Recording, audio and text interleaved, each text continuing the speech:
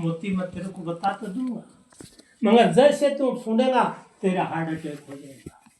अरे मुझे कुछ लाइक समझा इसलिए गुरु ने मेरे लिए आदेश किया और मेरा हार्ट अटैक हो जाएगा, मेरी उम्र डबल हो जाएगी, मेरे बिगड़े हुए काम सब सफल हो जाएंगे। तो पहले मुझे पानी भी बाद में, पहले मुझे आदेश मिला। वो सच्चे साधक होते हैं जो गुरु के प्रति प्रेम करते हैं।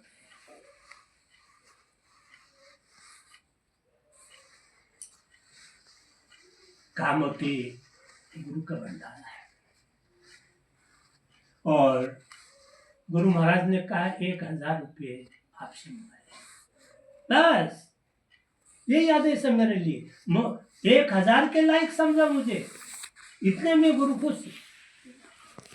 अब उसके तो अहंकार बैठा कि ये साला दिन में मजदूरी करने वाला 1000 रुपये, उसमें 1000 रुपये बहुत बड़े थे, सोने चांदी के सिक्के के हरियाले कहाँ से लाएगा।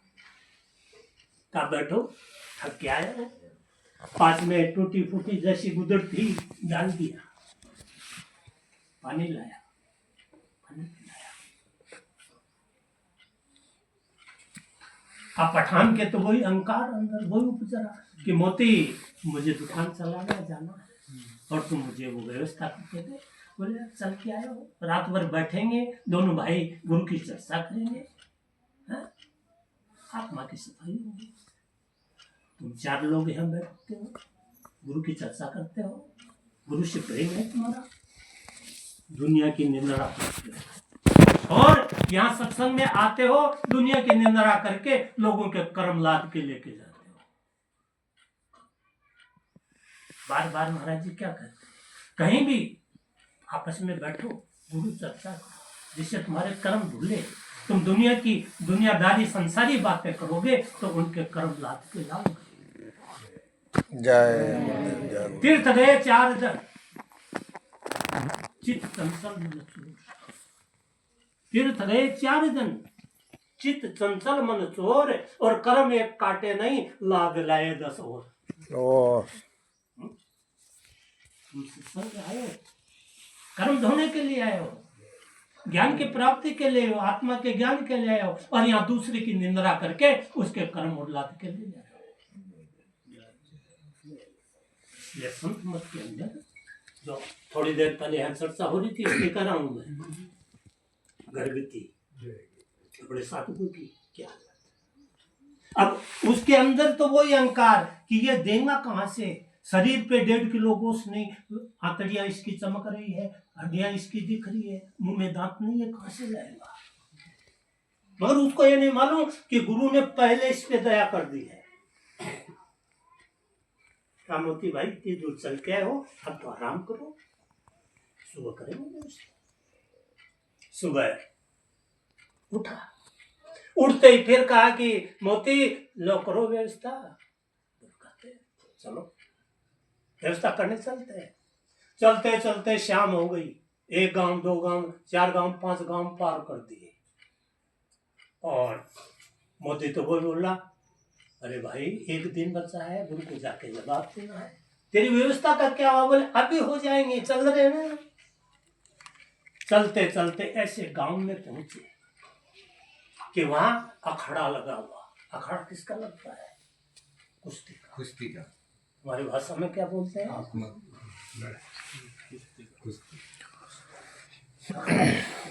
गांव की पंचायत है, वो अखाड़ा लगा रखा और वहां ईमान रखी कि जो भी जीतेगा उसको 500 रुपये, जो जीतेगा 500 रुपये।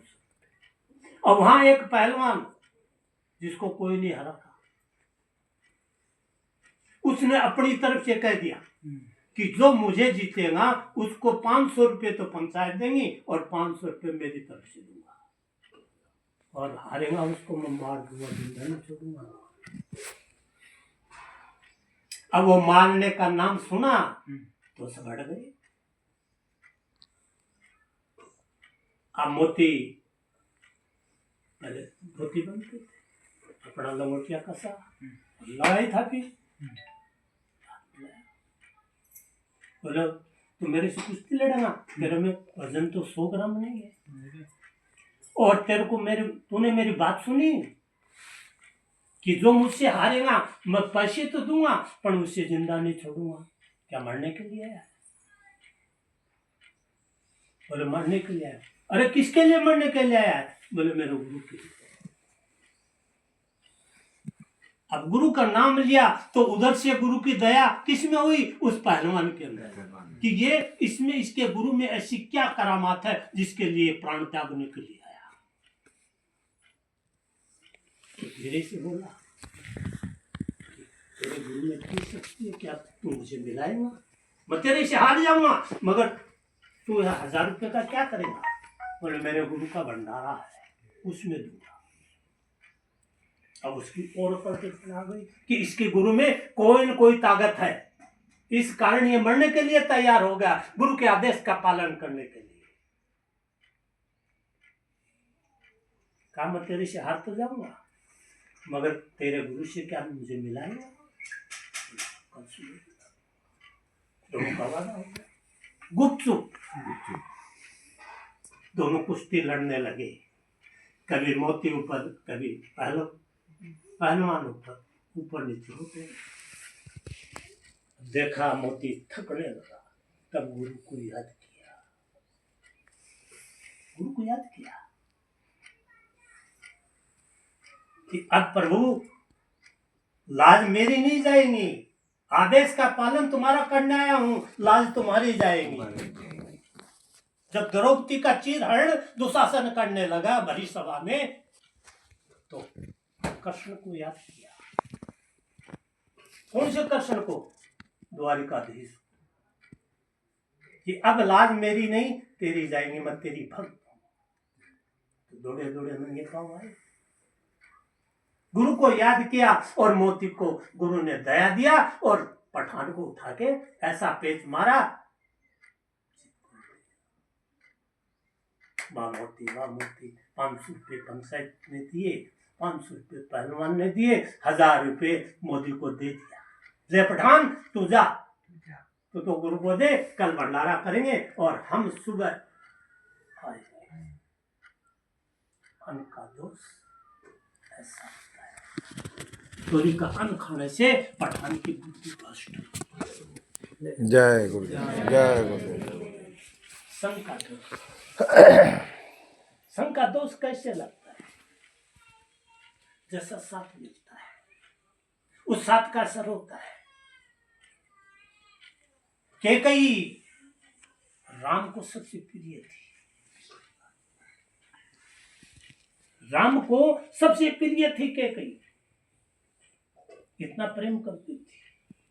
मगर कैकेयी के साथ वो कुबड़ी मथुरा साथ रहने से और ऐसा कैकेयी को उबाल लगाया कि राम को 14 वर्ष का वनवास दिला दिया और भरत को राजगद्दी मांग ली।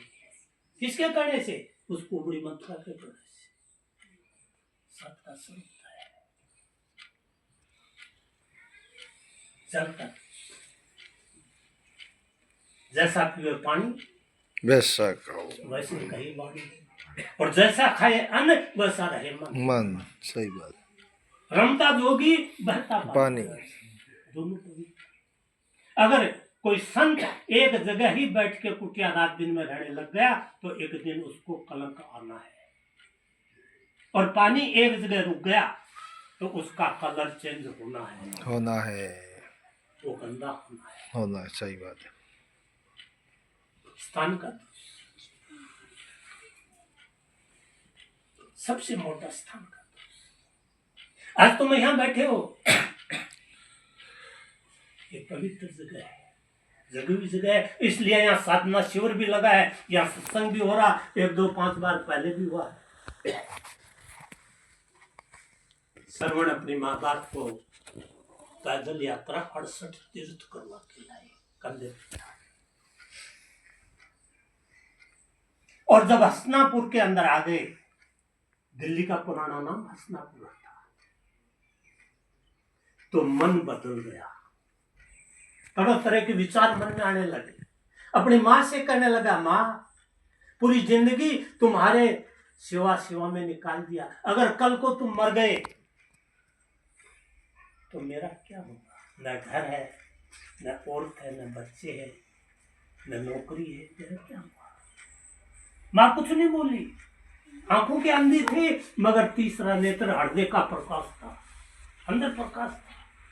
देखा कि बच्चे को कोई स्थान का दोष लगा है, इसलिए इसकी बुद्धि भ्रष्ट होते जा रही है। कहा बेटा कौन सी जगह है? हंसना। तो मन में विचार किया कि इसका दोष नहीं है, इसका दोष नहीं है, ये जगह का दोष है। आज आप मकान बनाते हो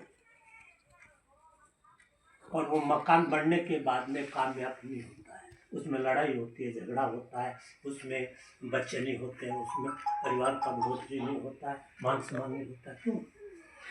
आपको उसमें ये नहीं देखा कि उस जमीन में 10 साल 20 साल 50 साल 100 साल पहले यहाँ क्या था?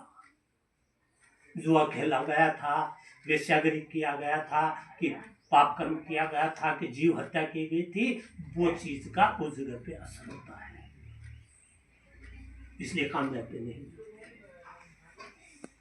जगह कभी मकान कुछ भी बनाओ, धंधा करो, उसको पहले पीछे का देखो कि ये जगह कहीं पाप की तो नहीं है, नहीं आपको कामयाबी नहीं मिलेगी।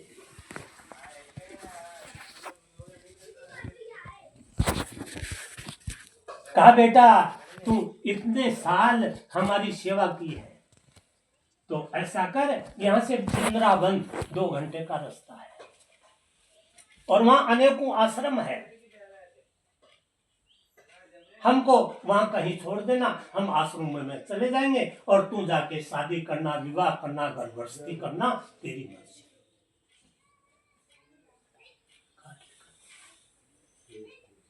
अब दिल्ली से और ब्रज में जैसे घुसा और वो जगह का असर टूटा और वो ब्रज का असर आया, चलते चलते 4 घंटे हो गए। माँ कहने लगी बेटा ब्रज का रास्ता 2 घंटे का है और 4 घंटे हो गए, क्या अभी वृंदावन नहीं आया? कहा माँ वृंदावन तो आया, पीछे रह गया, कहाँ जा रहा है? तो कह रहा था ना मैं गृहस्थी नहीं है, मैं पढ़ा नहीं, मेरी शादी नहीं, तो मर जाऊं तो मैं मर जाऊंगा।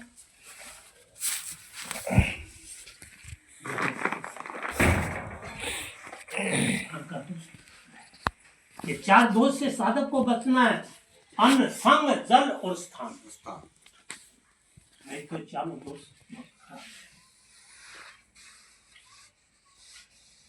और 6 तरह के कर्म हर आदमी को आते हैं। 3 कर्म छोटे और 3 कर्म बड़े। छोटे कर्म है वो जैसे आप साधना करोगे, वो सुमरण करोगे, उस नाम की कमाई करोगे, वो छोटे कर्म आपसे जलते जाएंगे और चित्रगुप्त उसको पेश सम्राट के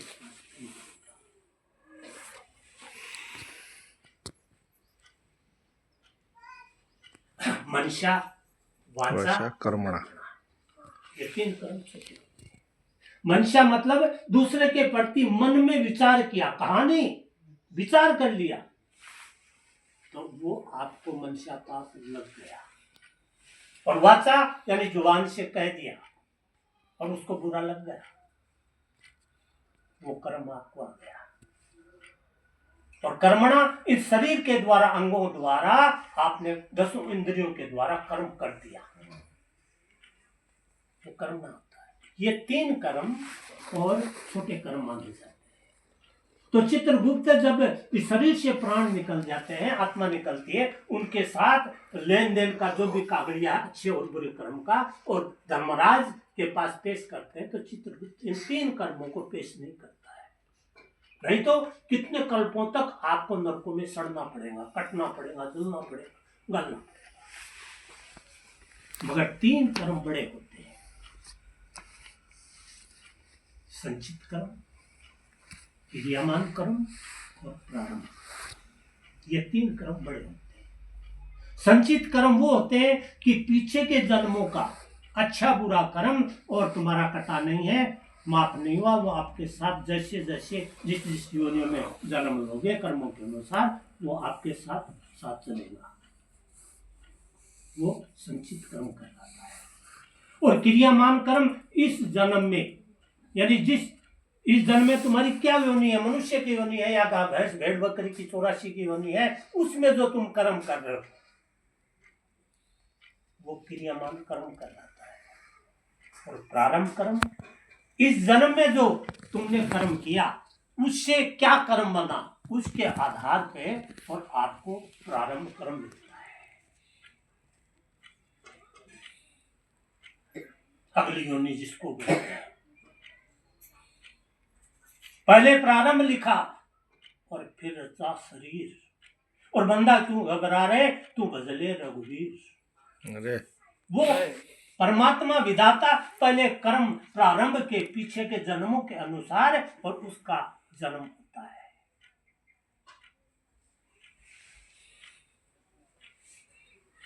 जय गुरुदेव बोलिए। जय गुरुदेव, जय गुरुदेव। ये 3 कर्म आपको भोगने पड़ते हैं। अब 3 इन कर्मों का आप समय रहते, यानी इस कलयुग के अंदर आपको 96 करोड़ श्वास गिन के मिले हैं। 96 करोड़, 21,600 श्वास आपको हर घंटे में 24 घंटे में आपको खर्च कर मिलते हैं। 1115 श्वास 1 घंटे में आप खर्च करते हो।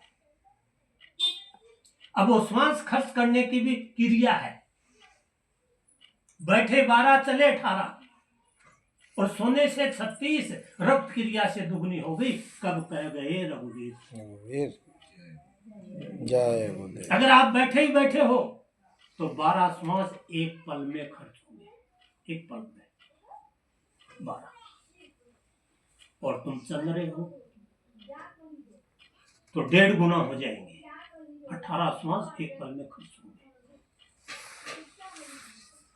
और दूर से ज्यादा तुम सो रहे हो।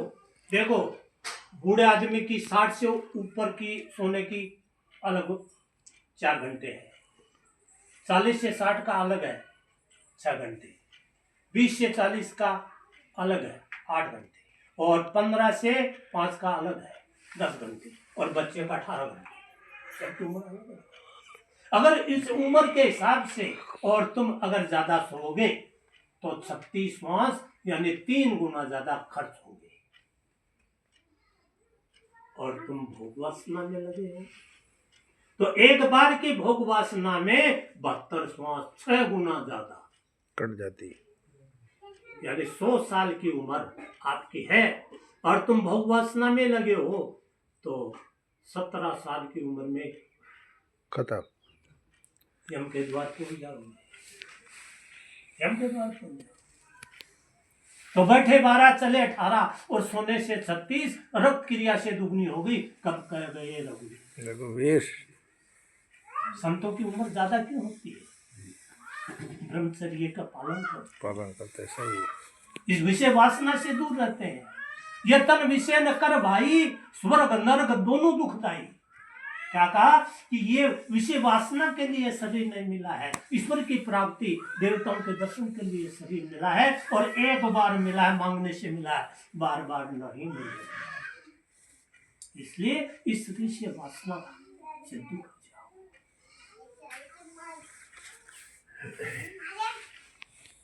और रोगी और भोगी कब उठता है? रात के 4 पहर होते हैं, रात के 4 पहर होते हैं। 4 पहर की रात होती है। 4 घड़ी समझो, यूं कर दिया, घड़ी कितनी घंटे की होती है?